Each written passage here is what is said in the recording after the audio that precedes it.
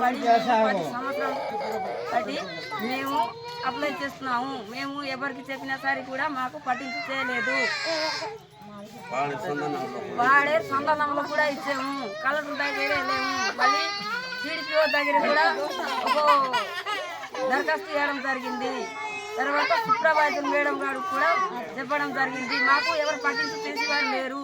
మా పిల్లల గురించి అని మేము బాధపడి మేము మన చెక్కల మధ్యలోనే ఒక అంగన్వాడీ పోస్టింగ్ కావాలని కోరుతున్నాము.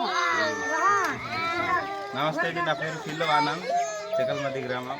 గతం నుండి మేము స్పందనలు కూడా ఇవ్వడం జరిగింది, ICDS జిగే విధి కూడా ఇవ్వడం జరిగింది.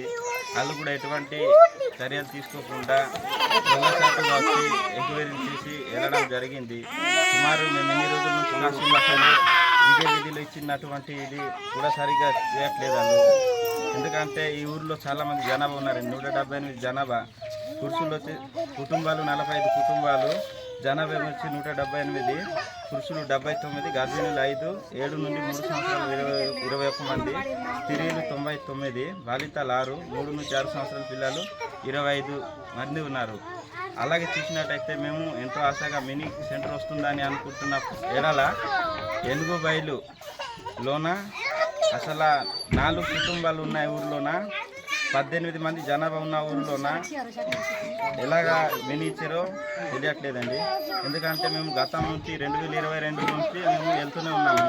స్పందనలో కూడా వెళ్ళడం జరిగింది. 8వ తారీఖు 11వ నెల 2024లో స్పందనలో వెళ్ళినప్పుడు సర్వే కోసం అనేసి వచ్చారు. మా ఊరు వచ్చి సూపర్వైజర్ మేడం వాళ్ళంతా వచ్చి కూడా ఎంక్వైరీలో ఏం రాశారో తెలియదు, మాకు ఎంటీ పేపర్లలో సంతకం చేసి తీసుకెళ్ళడం జరిగింది.